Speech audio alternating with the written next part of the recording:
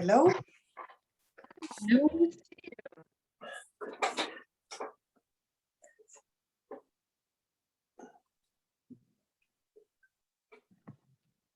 Okay, let me see if everybody's okay. So let's see if this works. Hello, Susanna.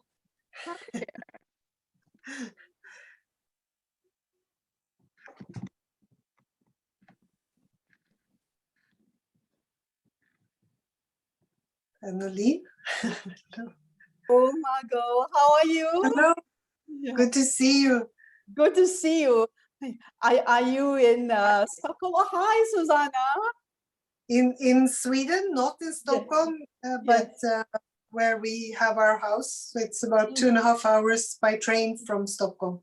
Oh, wonderful. Yes, yeah. How are you, You're Susanna? You're muted, Susanna. Or low volume, maybe.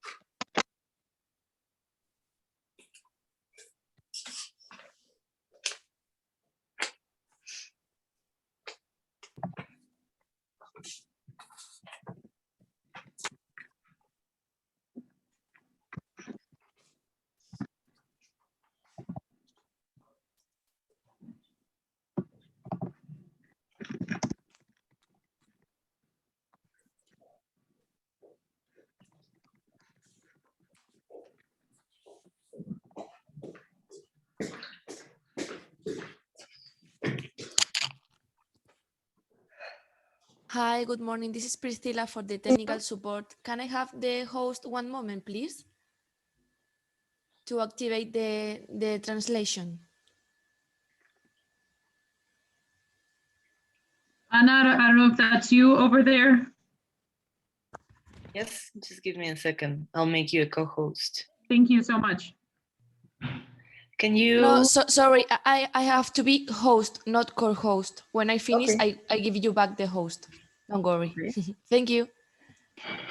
Thank you, Priscilla. Hello. Julie, hello. There you go. Hi, Irina. Hi. Hey, Irena. Hi, Susanna. Good to see you. Yeah. Good to see you I'm sorry I too. couldn't put behind. My laptop did not take it anyway. So Don't worry. You look great with that library behind. Yeah. It looks a lot like you. Thank you. Sorry, can I ask everyone to change your names as you all appear as speakers? Oh, dear. Oh, yeah. Okay. Yeah, sorry Okay. about that. You can go through to the participants list and then on your name. You see, stop, choose, pin. Usually I have it. Yeah. I don't know why I don't have Yes, it now. because these are a webinar They're all sessions. speakers, yes. Everyone, Yeah. everyone appears as speaker until you change it to your name. So when you put the cursor over your name, you're gonna there have is a no more. name. He doesn't allow it. Yes. No, it doesn't allow it. I'm sorry. Yeah. It doesn't allow, yeah. Same, yeah. Because you should get the options, the more option, and then by clicking, you can, edit profile picture. No. Let me check. We don't have the more option. We don't have the more option. Yeah, yeah. But on the Zoom, usually I have it always. I don't know why. Maybe it's different platforms. Yeah. Yeah. Yeah, this works. So I have time to fetch my coffee. Indeed. I have a minute. Now we know that it works, doesn't it? Okay. I'll be back in a minute then. Okay, super. How, Nolene, how are you doing? Hi, nice to meet Yeah. you, Irena. Yes. Where are you? In Kuala Lumpur? No, I'm in Singapore at the moment. Yeah. But have been very involved with what's happening in Myanmar. Oh my God. Yeah. Oh my God. It's taken so much work.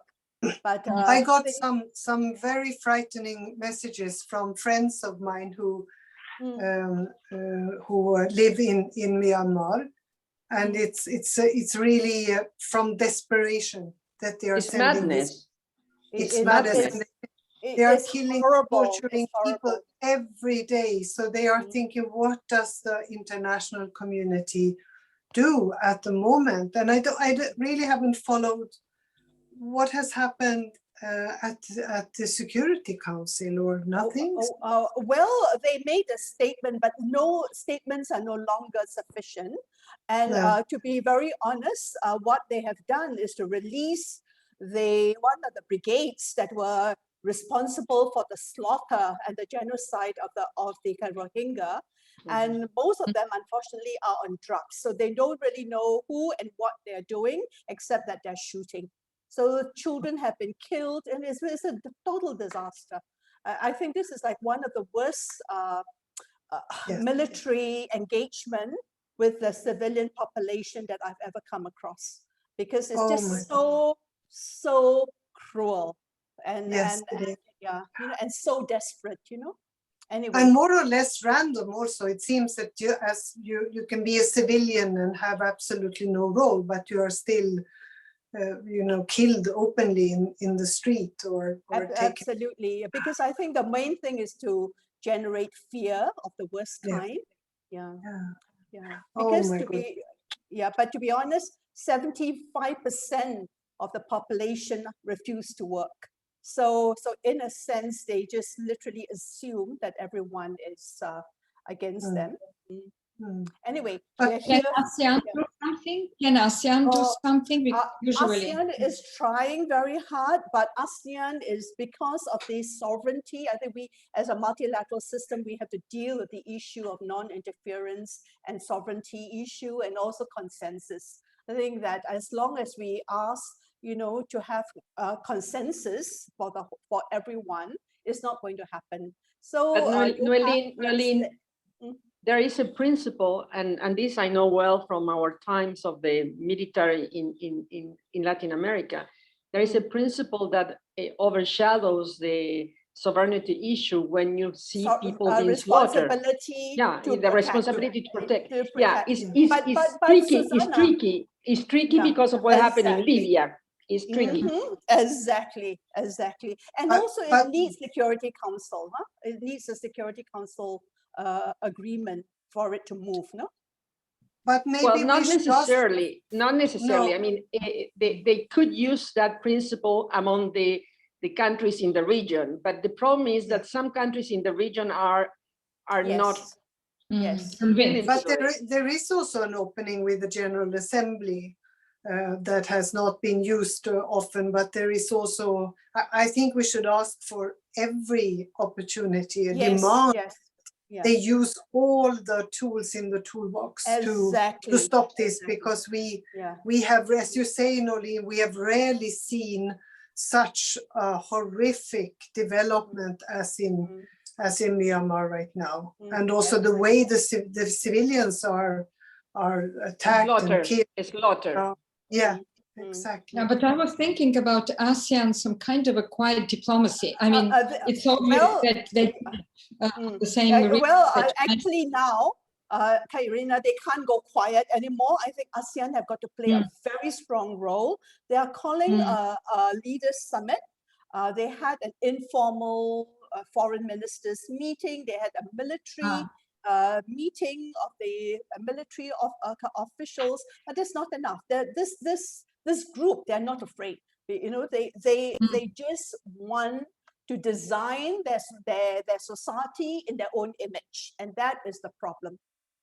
And there is also maybe you should we do something through the global women leaders? Well, I personally tweeted yesterday. I was so horrified that I tweeted something, but it was just on a personal basis. I stand ready to organize something and come out and ask. We'll organize that. Let me propose the following: that we call on the Security Council and the General Assembly both to address what you said, Margot, because the Security Council will not get anything strong because we know that neither China nor Russia will endorse something strong. So we should use both, and we'll prepare something and circulate. Yeah.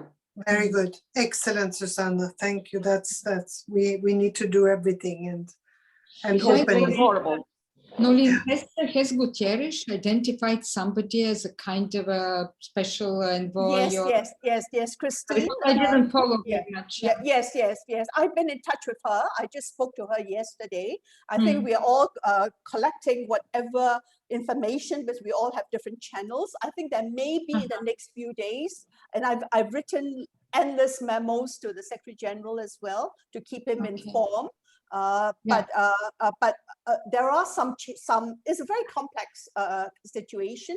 So something is going to happen in the next few days, and we need some support. So maybe, Susanna, wait until, because the 31st of March is the day that they need, okay, we'll talk about it another time. I see. Sorry. I'm so sorry. I just want to make sure everybody can get their cameras and their microphones working. I'm so sorry. Yeah, we are all working well, but we couldn't change the names. No, we couldn't change the names, but we do have two that. Okay, get my coffee. I'll be back in a minute. Yes. Nolene, just to end here, we will prepare something, but we will not issue anything. First, we will circulate, but we will check with you as a point person, Nolene. Yes, all right, yes. But also, let me give you a brief, because the next few days will be critical. Sorry, I don't know who's there regarding all the tech things. I know that Fatima is trying to turn her camera and microphone on, and she can't. Do you think there's anything that you could do? Yeah, let me check. Thank you. She's one of those speakers. Yes. Hatia?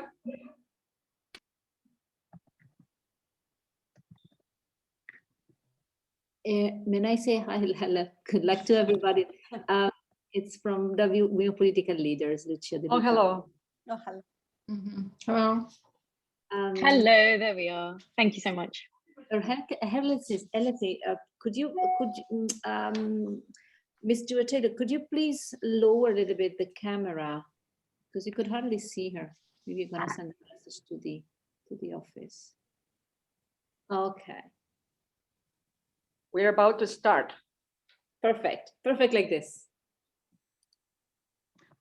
Just quick, we are not showing any videos, so it's just presentations. Okay.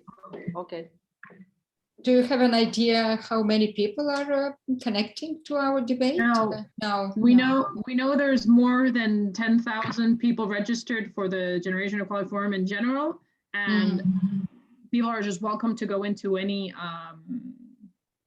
what do they call them? Like the rooms, not rooms, I can't remember the name. Auditoriums, Yeah. So are there going to be questions or something? How is it? This is a conversation. It's a conversation, right? Yeah, and we have a moderator who is not able to connect. Correct? Is she connected? She says she lost access. She was trying, she couldn't get the camera working, and now she lost access. But it is her. She will be collecting the questions and not directly to us. She will do an intro, then she will give Susanna a little bit of time to present DWL, and then Ms. Taylor, you will present Women Political Leaders, and then she will go into questions. But we have a few questions that we suggested, but depending on what you talk about, she will have more questions or just let you debate. And ladies, we also have translation into Spanish and French. We have simultaneous interpretation. So that's. Sorry, Tech. Fatima Saman, who is the moderator, says she needs to be upgraded to speaker because she can't click on her microphone. Okay, but then when I see my attendees list, it's empty. So I think she hasn't tried to get in. She says she just told me that she's on the call, but she can't. Can you send her the link that you sent us, Julie? Is that the one? Yeah, that's the one that she has. And I think, can you hear us, Fatima? Yeah, maybe because there were two links. And she can hear us. I also but tried the first one. Yeah, that was the first one we had to register. She can hear us, but she can't speak. And she's the moderator. And we need her. Yes. Yes, I understand this. And she says she tried both links. Oh, is it Fatima? Yeah. Yes, Fatima Saman. Okay.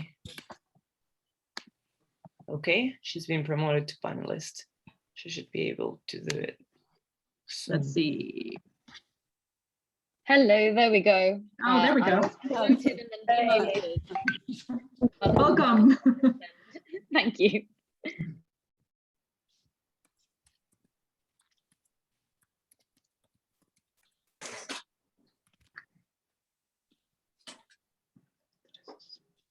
So I think how we're do we all know here. when we start? So Fatima, I think this is Susana Malcorra speaking. It's just over to you, and you start handling the conversation. Brilliant. I'll give it 30 more seconds before we kick off. Super, super.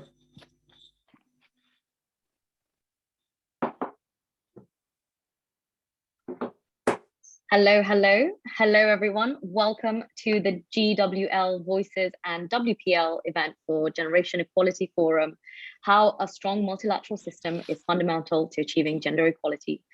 On today's panel, we have an incredible lineup of incredible women who are going to be sharing their experiences with you. So I will just do the facilitation. My name is Fatima Zaman. I'm an advocate at the Kofi Annan Foundation, and I am very, very happy to be moderating today's conversation. I'll do a quick round of introduction as to who we have with us today. When I call upon the speakers, feel free to wave or unmute to say hello. We have Susana Malcorra, Dean of the IE School of Public and Global Affairs. Welcome, Susana. We have Irina Bokova, former Director General of UNESCO. Hello, Irina. Next up, we have the brilliant Nolene Hazer, first Executive Director of UNIFEM from the South. And finally, penultimately, we have Ms. Margot Wallström, former Minister for Foreign Affairs in Sweden. Welcome, Margot. And last, but certainly not least, we have Jewel H. Taylor, WPL Girl 2, Leader, Patron for Africa, Vice President and President of the Senate, Liberia, and WPL Board Member. Wow, that's a lot of accolades in one sentence. Brilliant. Welcome, each and every one of you. And to all our participants, feel free to drop questions in the chat or ping a message and we'll get onto your questions. The way the event will flow is we'll have an interactive conversation with a few questions. Speakers, I encourage you to be brief and concise, but to also sort of bounce off one another. So without further ado, I'll hand over to Ms. Taylor for a brief introduction and presentation on WPL, and then we'll go straight into questions. Thank you very much. You're welcome. Thank you so much for having me this morning or afternoon, depending on where you guys are. I'm a member of the Women Political Leaders Forum, also a new patron for the Girl to Leader Initiative Africa that is supposed to provide a platform where we encourage the second-tier generation of young women to get involved in politics and leadership at different levels. The WPL has provided opportunities for more than 12,000 women across the world to stand up, step up, be involved, participate in I call it a revolution that we're involved in as women leaders across the globe. COVID has changed our world completely. We're unable to meet and interact as we should, but thanks to the virtual meetings, we can meet from wherever we are around the world. We've created the new Reykjavik manual that creates a toolkit for how to build actions, inputs, and designed end results of the work that we do. And I'm really excited to be here this afternoon. I look forward to a robust engagement. Whenever we meet, we each learn, we each grow, we each inspire one another. And these meetings are so very important. Thank you again this afternoon. Thank you, Ms. Taylor. I couldn't agree more. through the virtue of digital platforms, it feels like everybody on this call is my digital neighbor. I'd like to ask Susan at this point to talk a little bit about GWL, if you may. Thank you very much, Fatima and Jewel. It has been great to see you, and we welcome you. It's great to have the opportunity to join forces between our GWL voices and WPL. We are a group of women. We are 54, and we claim to have strong voices. That's why we call ourselves Voices for Change and Inclusion.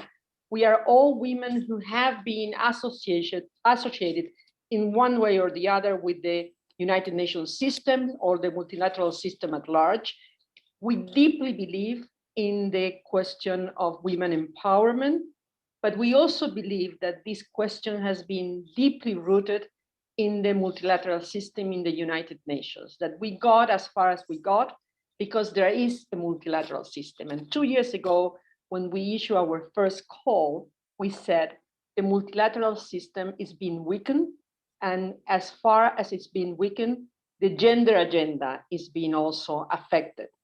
So this is the reason why we bring all our voices together. And that's why we also add our voices to the Generation Equality Forum to realize the opportunity of rethinking Beijing, rethinking what were the priorities that Beijing set in the Beijing agenda, what are the many unfinished businesses, and what is needed to push the agenda forward, particularly listening to young women who bring a new perspective to those priorities. And that's why we so deeply believe in the intergenerational dialogue. So without any delay, I think we are ready to go for our real engagement. Fantastic, Susan. Thank you so much. And I can see participants are joining us, so we'll go straight into questions. We all know the Beijing Declaration and one of its most famous speeches, which is women's rights are human rights and human rights are women's rights. So my first question to the panel, and feel free to jump right in, is what can women from around the world actually expect to gain from the Generation Equality Freedom? What are you offering us? Who wants to go for it? I can see you all nodding. Maybe I can just jump in. Okay. Yes, please jump in. Joel. Okay. I believe this platform does several things for the Generation Equality Forum. It aligns the reasons why we need to work the multilateral systems that have become the norm for governments.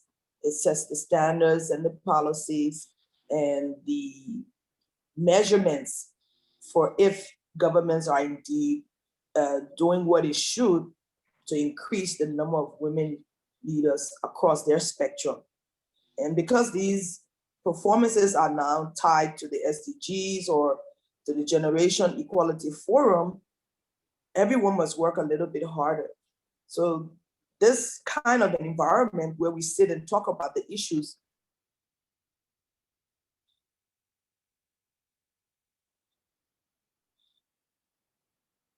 further highlight the new experiences, our lessons learned, help push societies where more women leaders are encouraged to participate. And those who are actually on the platforms working in the different levels, whether you're a president or a prime minister or vice president or senator or representative of, or even working in the NGO sectors, that create all of these platforms that we all speak on, influence the norm. Our voices are loud, we're bold in the things that we talk about, and by our interactions and our engagements, we somehow hasten the new societies that we want to see, where gender equality, I hope I'll be alive to see gender equality become a norm and not the exception as it is in many countries. I am somehow a little bit positively jealous over what a country like Rwanda has managed to do and how they have managed to make it a way of life. Because in the end, that's what we want. So it doesn't matter whether you're male or female.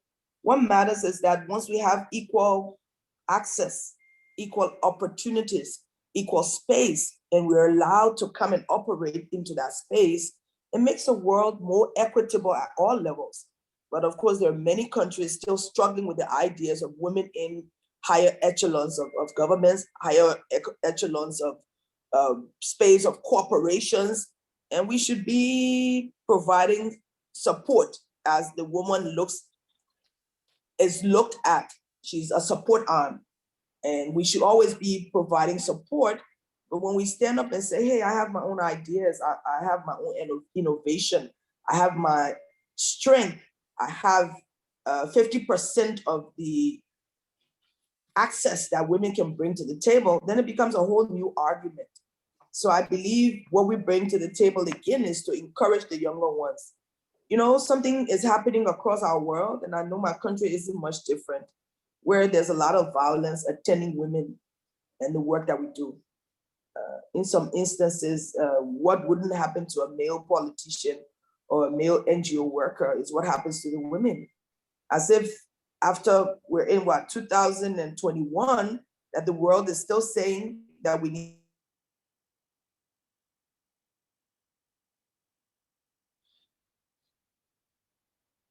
to remain in the other room. Like one of our presidents said, the women should be in the other room. Once you step into the room where the decisions are being taken, then it's a different. For the younger women, that this is not much negative things happening and they don't want to get involved. But the fact is, in no time. So we're hoping that all of these different engagements that we get involved in encourage the next generation to say, hey, there's a woman there who's done this, she succeeded. And if I want to get into that space, I too can succeed. Keeping in mind that it is a walk, a long walk, a difficult walk, a walk that has a lot of challenges.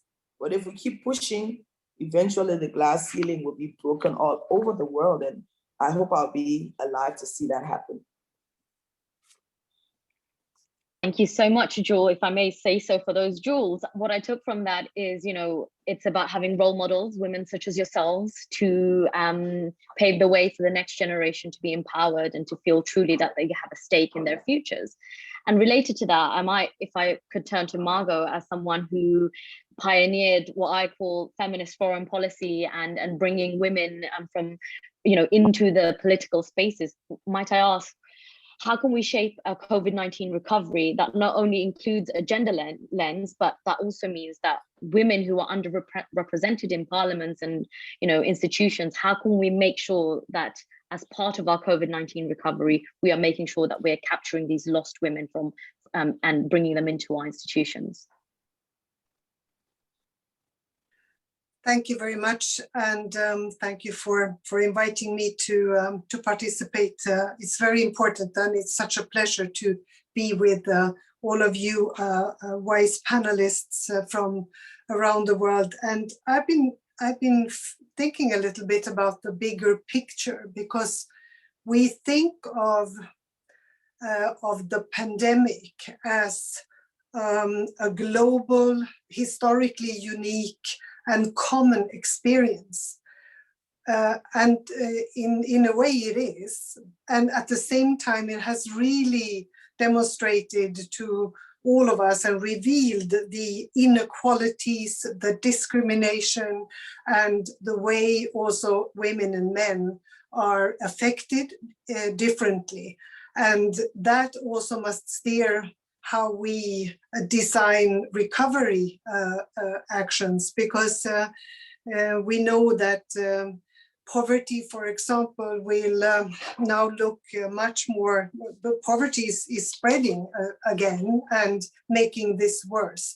We know that women are more the sort of fallout effects are worse to women, because they are often at the front lines of this pandemic as nurses and carers and what have you. And also that what we share around the world is that violence against women has increased almost everywhere. And this is, of course, totally unacceptable. And I think that what we have to do, and we can listen to somebody like Kristalina Georgieva at the IMF, because she says well, you have to reform your tax systems, you have to put more money in the hands of women, you have to invest in people, and you have to make sure that there is access to finance also for women and for their projects, which is of course absolutely correct. We have to make sure that the recovery packages are also designed with the help of women or with the inclusion of women, and that we put the gender lenses on.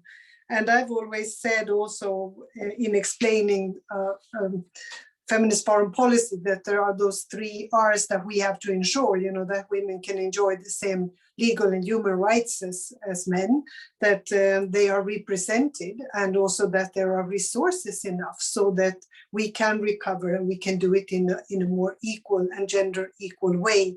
And may I also, if we broaden our view even more, we can say that we see that we live in perilous times, and how serious this is, because there is at the same time a backslide for democracy.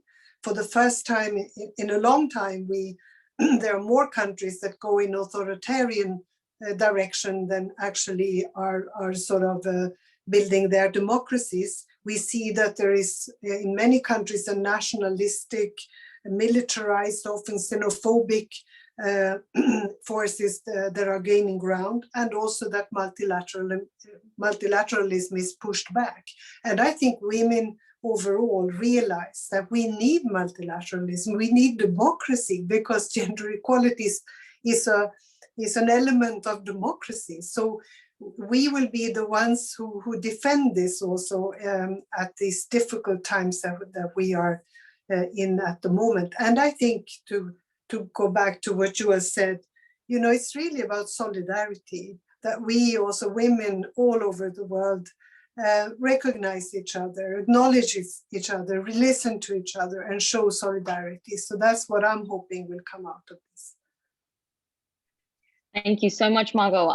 You referred to what I would call the shadow pandemic, which is within the pandemic, women and violence against women has been something that's been hugely reported across the globe. I wonder if I can turn to Nolene and ask, how do we address these types of discriminatory barriers that are preventing women's, full participation in economic life and political and social life, and remove those barriers to decision making?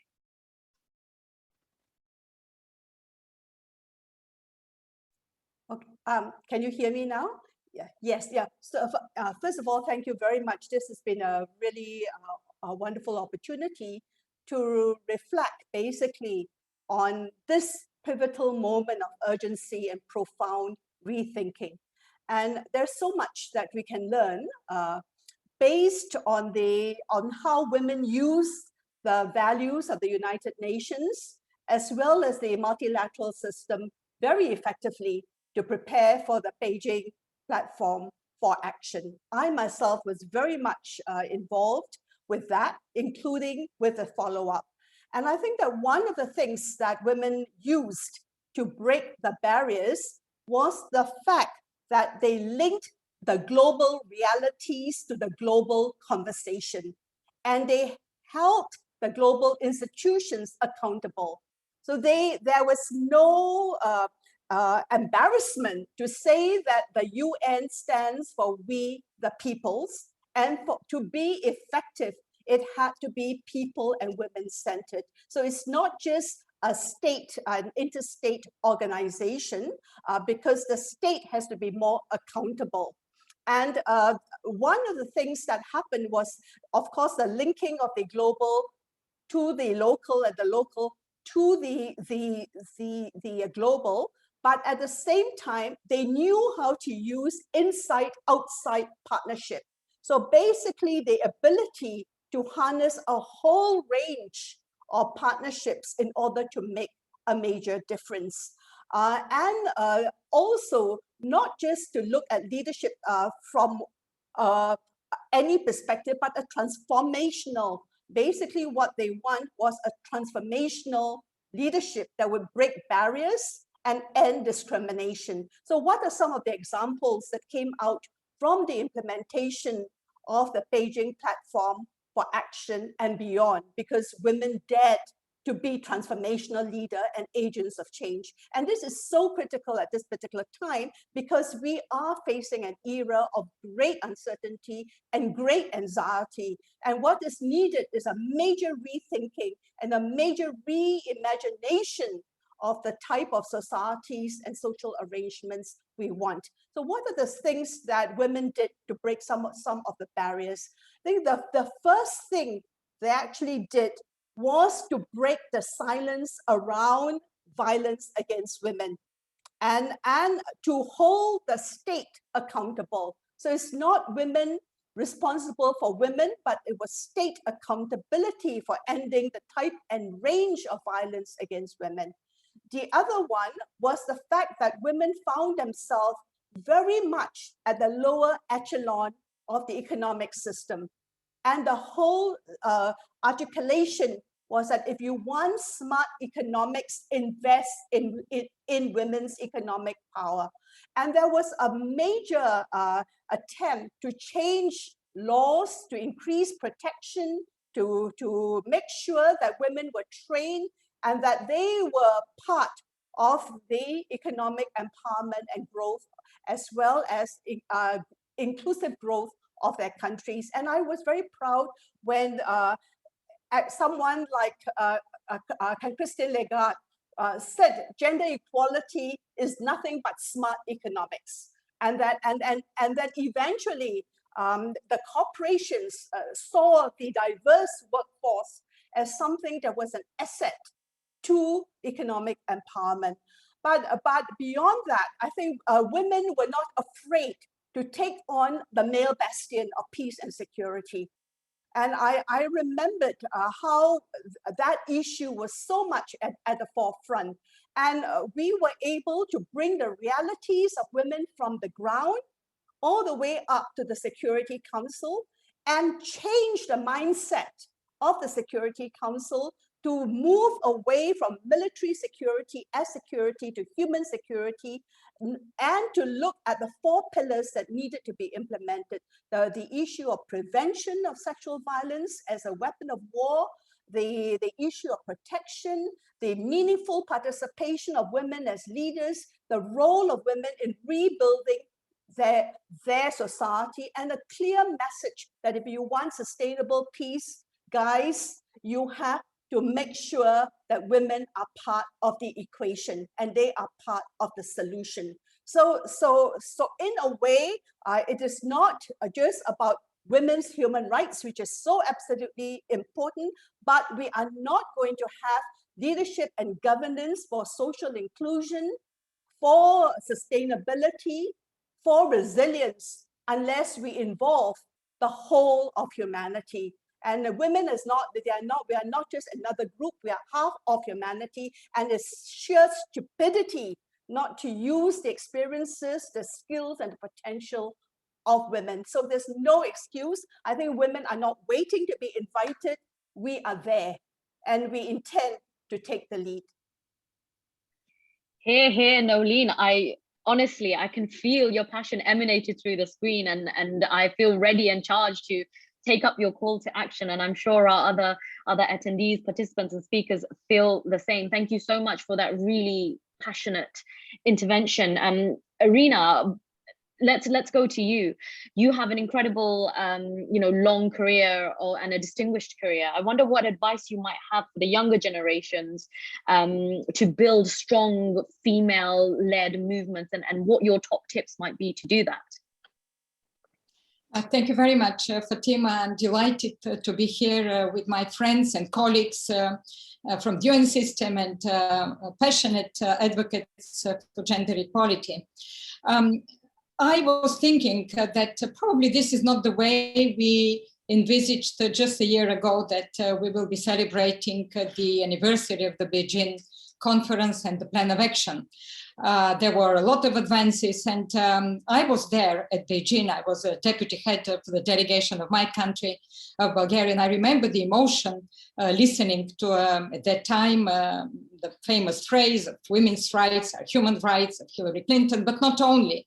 And the huge, I would say, energy that was coming from the NGO forum, the biggest actually NGO forum at that time on women. And then with years, we have seen a lot of advancement. And even when last year we were preparing for this important anniversary and also for the 5th anniversary of the Agenda 2030 of the United Nations, we were moving, the world was moving very strongly into closing the poverty gap, into the gender gap in some of the issues. And I think we had a clear roadmap, including what Nulin said about women, peace and security, with the violence against women.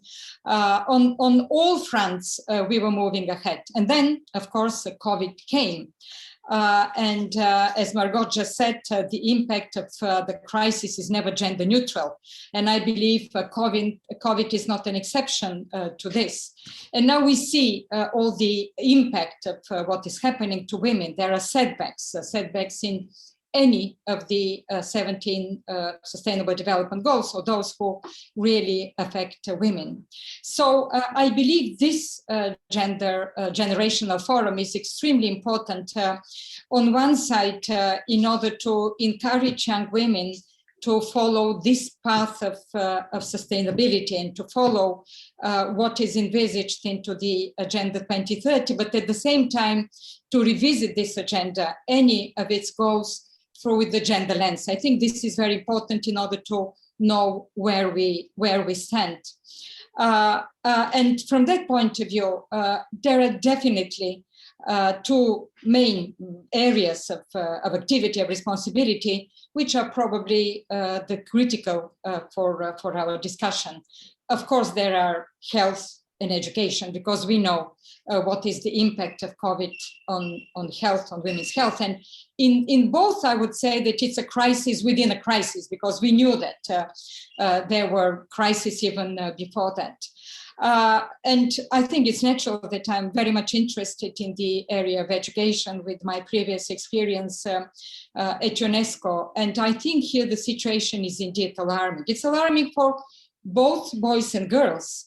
But in terms of where girls stand, dropout figures are really extremely alarming. And also poverty, increase of poverty. And we know that out of the almost 40 million girls that have left school, the majority of them, if not all of them, will not go back. So we have to really start in some instances from scratch. We have to look at how to support these girls in order to move on. The second issue that I want to share with you, and particularly for young women, I think it's very important. We should not lose sight of the fact that with the COVID and also with the overcoming of this pandemic and all our ambitions to build back better, there are a lot of shortcuts. We speak about new technologies, we speak about how digital has entered all these areas. We speak also about green economies, about sustainable economies, how we move forward our societies. And this is where I also am afraid that women and young women are lagging behind, because we know that in all the new technologies, in cloud computing, in artificial intelligence, the percentage of women is extremely low. It's sometimes 20% or even lower from that. It means that we have to really put an emphasis on STEM education. We have to encourage women to go into this type of education, because the new skills that are needed for the new economy have to be shared also, and women have to embrace them, and young women also have to be there.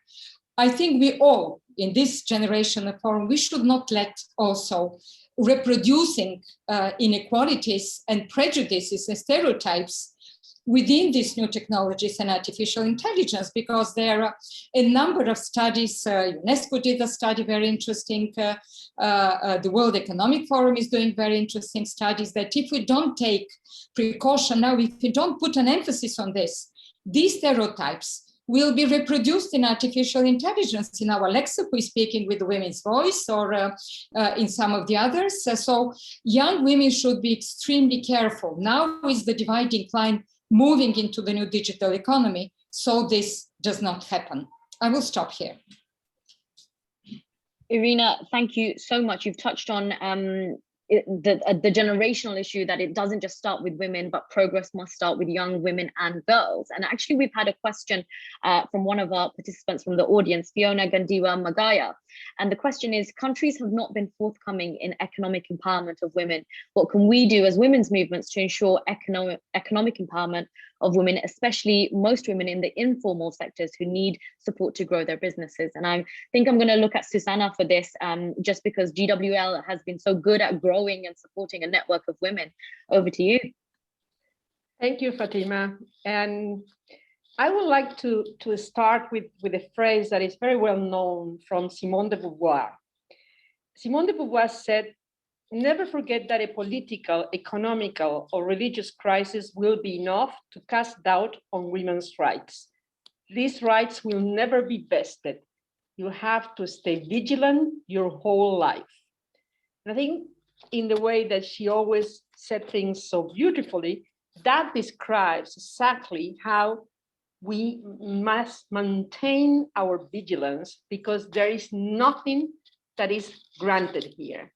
We need to fight day in and day out. And the question comes very, very pertinent to this message from Simone de Beauvoir, but also it's a pertinent question because as we were talking earlier about what to do to build back better after the crisis, we must ensure that everything that is done, all the policies to enact whatever a stimulus package, whatever approach is made to re-energize the economy, is done through a gender lens. And there we do have a problem, because it's not always the case that gender-based figures are available. It's often not only that men take the decision, which is bad enough, but they take the decision based on information that doesn't have a gender a perspective that allows to really assess what will be the differentiated impact on decisions that are taken. So women empowerment is at the center, no question about it. And women have been, as it was said by my colleagues and friends, were particularly at a disadvantage during the COVID crisis. Women are most of the time in the informal sector. The informal sector has been absolutely affected in the whole world. Women are a lead micro and small enterprises most of the time. Micro and small enterprises are the ones who have been most affected by the crisis. Women do serve in the care sector, and the care sector has been very affected by the crisis. Not only women have lost their job opportunities, and there are parts of the world, and I can speak about Latin America in this case, that foresee that around between 25 and 30% of women will not go back to their jobs, so will lose their participation in the economy through their jobs. So this is at the heart of what we need to reverse. It was not easy before. We have to recognize that, even though that there were many achievements since Beijing, we have also to recognize that in the past few years, there has been a strong pushback on this agenda. And this has to be recognized. And on top of this, we now have the crisis. So the only way to move forward in a manner that provides us women, but more importantly, provides the younger generation of women the opportunities they deserve, is to open up the economic opportunities in manners that they have their share. And their share is 50%, no more, no less. And we are far from that. We are far from that in the participation of the leadership of companies, of enterprises.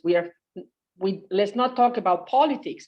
There are not many places that have, as our sister referred to Rwanda, there are not many examples of parity in politics, but there are no enough opportunities, job opportunities that really are a platform from which women, young women, can project themselves.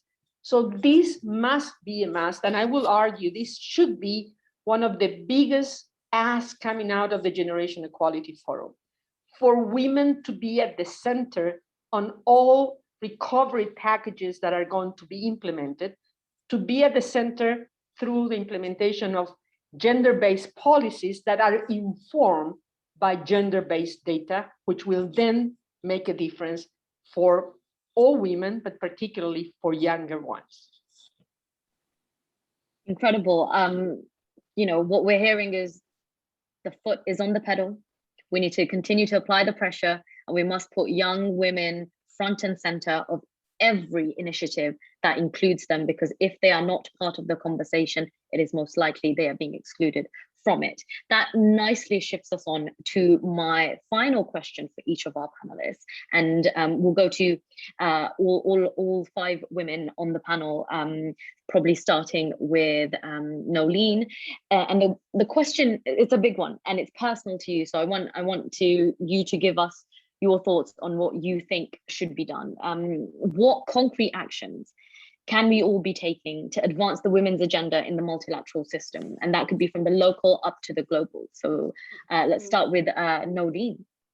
Well, I think that having heard all the analysis for the past 45 minutes or so, what is really needed is to bring people together, especially intergenerationally, to forge a global social contract with fundamental rights. And this is absolutely critical, because if we look at women in the informal sector, the thing that stands out is the fact that they do not have social protection, and they do not have certain rights at work. And the whole issue of work-life balance, the care economy is absolutely critical, but also universal health care. I think it should no longer be seen as something of a trade-off. The universal health care, if you look at what is actually needed to create an inclusive and a sustainable world, it is about tackling inequalities. It is about bridging our digital divide. It is about greening the economy. It is about holding human rights. And more importantly, especially the emphasis on democratic governance, because we are slipping back. And if democratic spaces are closing, the first people that will be affected would be women, especially with the rise of extremisms, of cyber bullying, of hate speech, and so on. And I think finally, the issue of financing for the response and recovery would be critical. And it is time for us to not just look at the issue of inequality, but also at the tax havens that are being created by the extreme rich and the type of money laundering. We need resources. We need resources to be able to create a more inclusive and sustainable world in order to make sure that we can actually leave something to the next generation that they can be proud of. Something that where we have to ensure that we know how to address the issue of violence, because currently when violence, it's not just a violence in the home, but the type of conflicts that we start, we do not know how to end. And the type of displacement that we have seen creates a terrible loss of life chances for so many young people, especially those in the undocumented migrant and refugee population. So I would look at the vulnerability, and I would look at how do we generate the type of social contract to make sure that multilateralism is at its most effective and can address some of the really local but real life difficulties that people are struggling with. Thank you, Nolene. Your ability to speak truth to power is absolutely inspirational. I wonder if we can ask the same question to Jewel, and maybe you can speak region specific to your region. What concrete actions should we be taking to advance the women's agenda? Thank you. And I would like to say initially that the issues are the same, whether you're in Africa or you're in Europe. That's why this conversation translates beyond region and language, and because the barriers remain the same. And that helps us as women to really, put our act together and work together. As we look at the fact that we're losing space, it's like you take one step forward and then you take 20 steps back. We need to concretize and put in place systems that sustain this walk. One of the first things I would like to say is that these conversations must continue. As we talk about these issues, we have to begin to ensure that we're shifting the mindsets. And I heard Nolene speak about the fact that there are women at different levels in business that need more support. The truth of the matter is the laws, policies, programs are all legislative. It is the legislature in our countries that determine finally what goes to education, what goes to water, what goes to renewable energy, what goes to businesses, how the laws that are in effect are even ensuring, for example, that males and females at the same level of education and training make the same money. That had to be changed at the legislature. So we must look at the fact that as much as we're encouraging people in different spheres of life, I always say legislature, legislature, legislature. And if you look at the numbers of women in the legislatures around the world, they are very small. We don't make up a cogent enough number to be able to speak and be recognized. At home, sometimes they say, oh, the women are so small in number, they are just noise makers. Because those who get there have to be bold, we have to shout, we have to make a lot of fuss. In the end, when it comes to voting, the men vote the other way. So we have to find a way to get more women elected, whether at whatever levels we're talking about in all spheres. We also need to create more he for she champions. Not those that just stand on the stage and say, we're supporting women's rights, but those who actually help transform the laws of their countries, like President Paul Kagame and some of our other leaders who've been serious about it and ensure that there are laws that sustain this fight so that, whenever he leaves the stage at one point or the other, you don't have a reversing of all of the things. He went so far as to put it in the constitution of his country. So 100 years from today, except things change radically, that will be the standard. So he has sustained this fight. We need to encourage more he for she champions. And if we have he for she champions that are in positions of trust, the women must coalesce around them because there are not many. We also need to ensure we have more she for she champions. The fact is that I know I feel alone a lot of times. You feel that you've reached this particular stage and you want women to say, hey, that's our representative. And most times people just sit and stare and wait and see if you make it or if you fail. So somehow we need to become, she for she champions. When there's a female elected somewhere, these groups must coalesce around her, go into that country, make sure that the NGO sector is strong, that the voices coming from the lower level are strong enough so she doesn't feel, can I make this change? Can I change this law? Because if you have a negative voice loud enough in the country, then it makes you afraid to say, this is what we need. But if women in her country or in the countries that have these female leaders are strong enough, then it makes the job of the leader a little bit easier. We need to maintain and create environments where women can put their innovation to work. Let's be real. I believe God gave us much more than the men have. We are multitask. You can do so many things at the same time as a woman. The men watch football and they don't want you to even say, hey, honey, are you hungry? They have to keep focused on one thing. We can do several things at the same time. And we put this innovation to work so we don't beg them for jobs. We are the ones who be on the cutting edge of innovation. Let's create.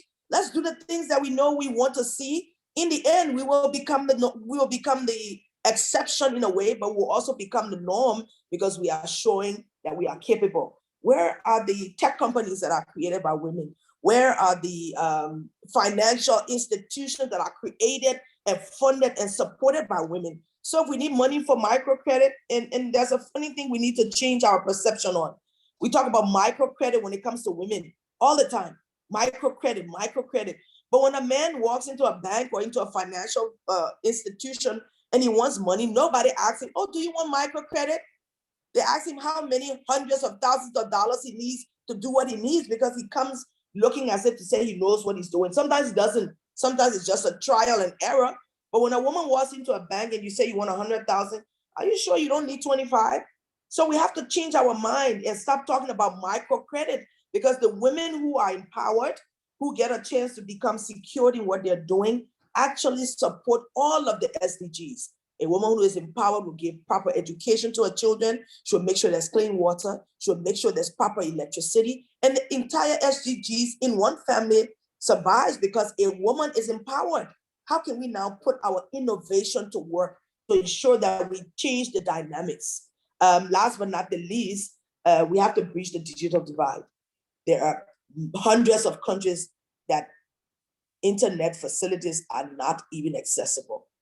So as we sit and we talk, we might be in the urban cities, but where the majority of our women are, in the markets, in the small SME businesses, most of them don't have enough money to get on the digital divide. So they're managing, in their spheres, but how do you listen to a woman like Nolene or all of our other speakers this afternoon who have brought so much wealth to the table? Sometimes it's just a simple idea that blows your mind and you're like, okay, this is what I've been doing too. So the digital divide has to be what we use now, especially in COVID. How do we ensure that our voices are louder on every single platform that makes a difference in the lives of people from the top and to the bottom? Because what we're trying to do is to raise the bottom up to a level where they are in charge of their lives and their destinies and the innovation and the creation that we want to see.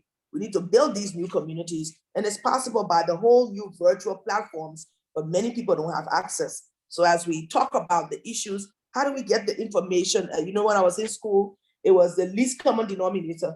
And my teacher would say LCD, LCD. I'm like, what is LCD? Today, there are so many alphabets that are being used, but let's get it to the least common denominator, because at that level, more will be done, more innovation, more impact, more community engagements will happen. And I think eventually the world will shift to our side.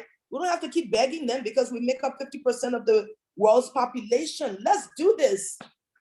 I couldn't agree more, Joel. Thank you so much. We have to recognize this is a privileged conversation. Those of us with access to the internet have means to connect, but really we need to reach the hard to reach. And on that, I think I'll go to Irina very quickly. What is your top action that we can all take? And then we'll go to Susanna and then Margot to play us out. Over to you. I would say that it's really a passionate discussion, and I can agree, of course, first with Nolene when she said about the global contract. I think it's very important.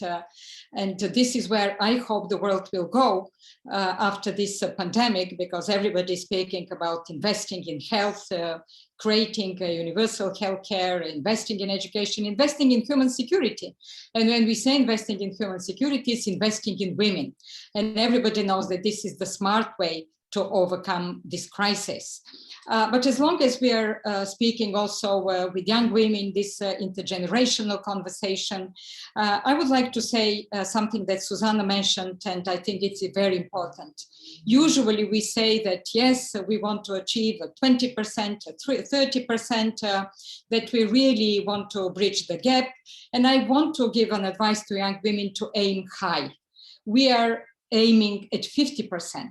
I think this is very important, that when we speak about what women can do, women's talent, women's skills, women's contribution at different level, at local level, at a global level, we are there in order to be 50%, in order to give half of, to share half of the global services, possibilities to deliver goods, and also our contribution. And I think this is something very important. We should not lose sight of the fact that we are 0.5% of the humanity, and we can deliver. And just to pick up from the last, because I think it's an important point what Jewel said, and I've been working a lot with this when I was at UNESCO, and now it's about the digital divide. And the digital divide, not just in the world, because we know that almost 3 billion people do not have access to internet. And now with everything going digital, it will be a huge problem for the recovery and an equal recovery, sustainable recovery, and also will exacerbate inequalities.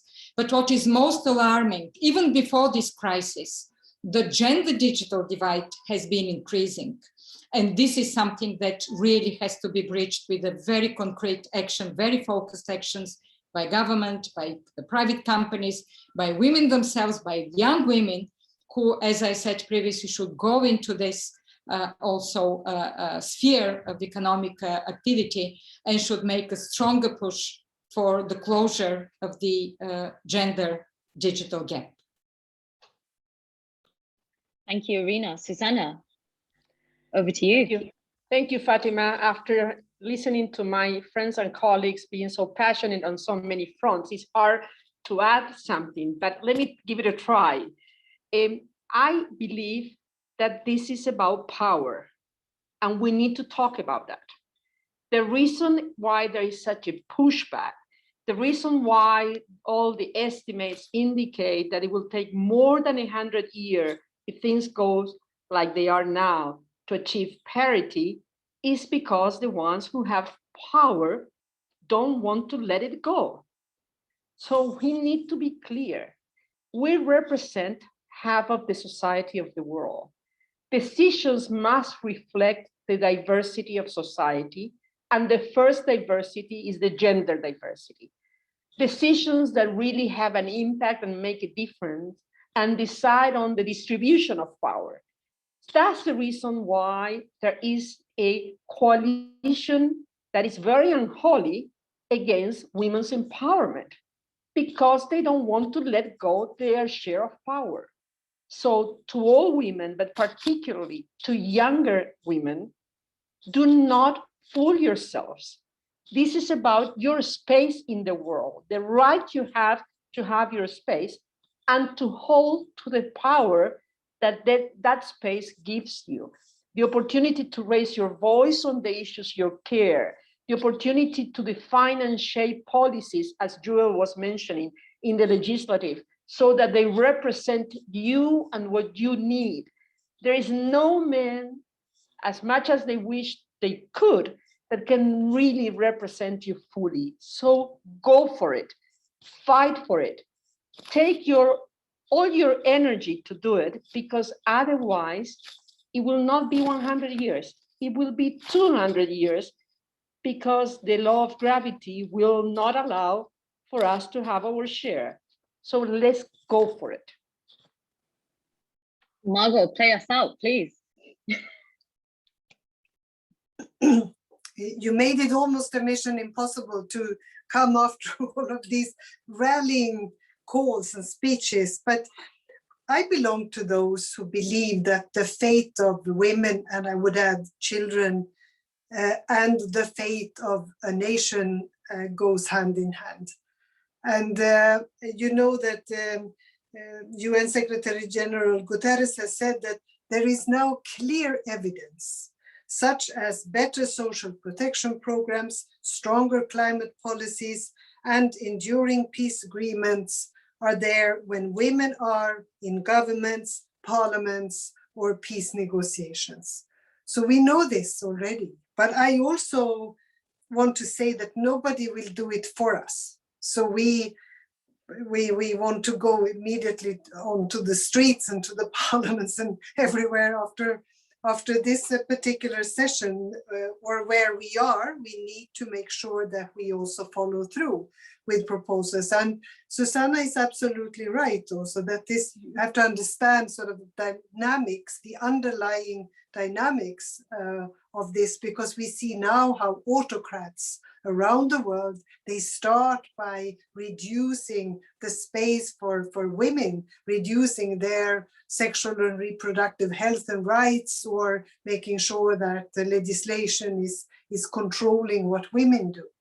So we have to keep an eye on this, and we have to work against it, and we have to mobilize more women. We have to become active. We have to make sure that they can be candidates for political posts, etc., etc. We have to come together and show solidarity and be inclusive in everything we do. And of course, from my particular point of view, I wish that more countries will follow also in pronouncing feminist foreign policies, because we will need that. We will need that to ensure that women can enjoy the same rights, the same representation and access to resources as men and boys. And we have also to then explain that it will be better society for all if this is what women and children can enjoy. So it's just up to us to prove that we are right. And it has been fantastic to listen to all of you, and Nolene setting us off with such a passionate speech, but also all the wise things and what you have said also about the digital divide and other things. Those are the methods that we have to use and the knowledge we need to be able to change the world. But we're here to do exactly that. So thank you for giving us a platform today, for inviting me. Thank you. Thank you so much to all of our speakers, to all of our participants, to GWL, for WPL, for bringing us together for this much needed conversation, to our many, many participants from all across the world. You've heard it here. Women need to positively disrupt the narrative. We need to be part of the decision-making process from the onset and not as an afterthought. And finally, we need to silence the violence that is perpetrated against women by forging a global social contract. So with that said, I've been Fatima Zaman. You've been incredible. We've had Susanna Malkora, Irina Bokova, Nolene Hazer, Margot Wallstrom, and Jewel H. Taylor. Thank you so much and have a brilliant day. Take care. Bye-bye.